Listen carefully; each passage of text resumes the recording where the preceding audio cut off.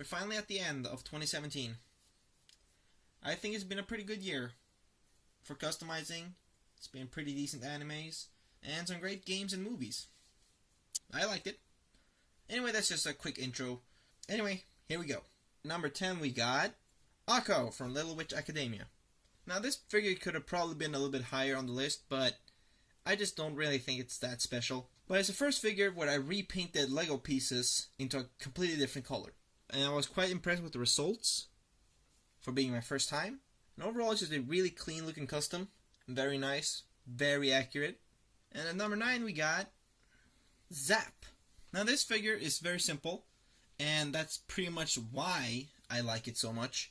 And it just amazes me how far I've gotten in sculpting and painting and such. I just really like this figure, and that's really all I can say.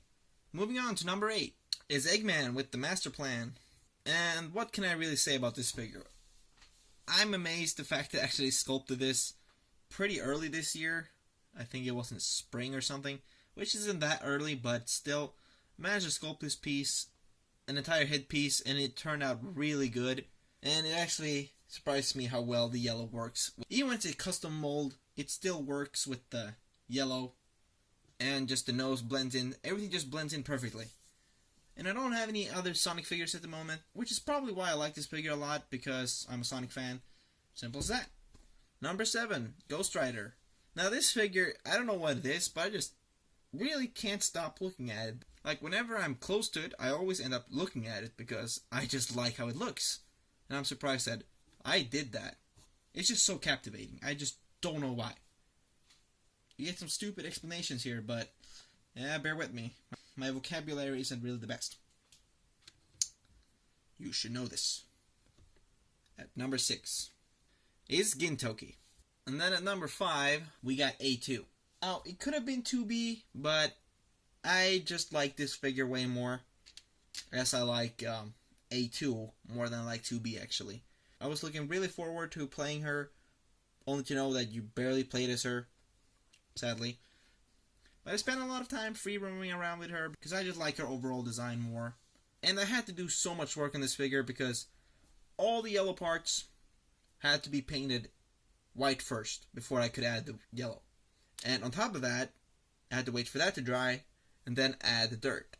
And what I like the most about this figure is the sculpt as well as the face.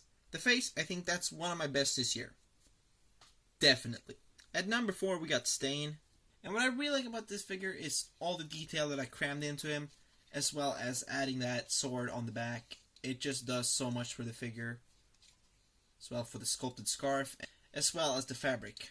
And his sculpt was also quite a project, and I'm really proud of it. So that's why it deserves a pretty high spot. At number 3, Altair. This figure was quite annoying. Quite annoying to make. Just so many components if you just look at that. 7 components. That's what this figure has. 7 detachable components. Was quite the project, but I think it was worth it because I love this show. One of the best this year. And just this character design was crazy. I just had to make her. At number 2 we got Raiden. Raiden will always mean a lot to me because Metal Gear Rising is pretty much the reason why I started making customs in the first place. So Raiden will always mean a lot to me, and that's why he secures a spot in the top 3.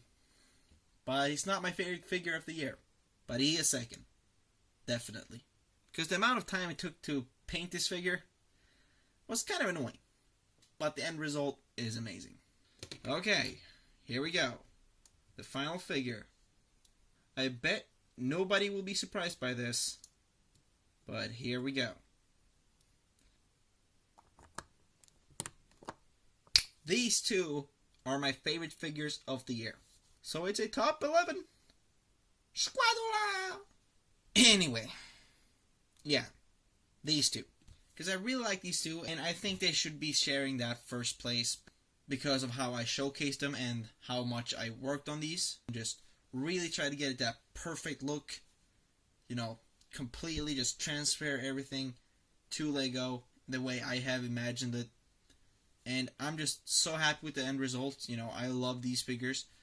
I really wish I could make their vehicle. That would just be great if I could do that. Anyway, I bet nobody is surprised by this. No? Nobody? So there you have it. That's my top 11 customs of 2017. I think it's been a good year. I've learned a lot of things. Gotten lots of customs out. I think it's 34 or something like that. At least 30. 30 plus. I think that's pretty decent for a year of customs. I could have probably made more if I wasn't so lazy. But anyway, you should know that by now. So I hope you guys enjoyed. Even though there's like no way you can do that with my videos. But yeah. Thank you guys for watching. Like, subscribe, comment. And I will see you guys next year. Bye bye.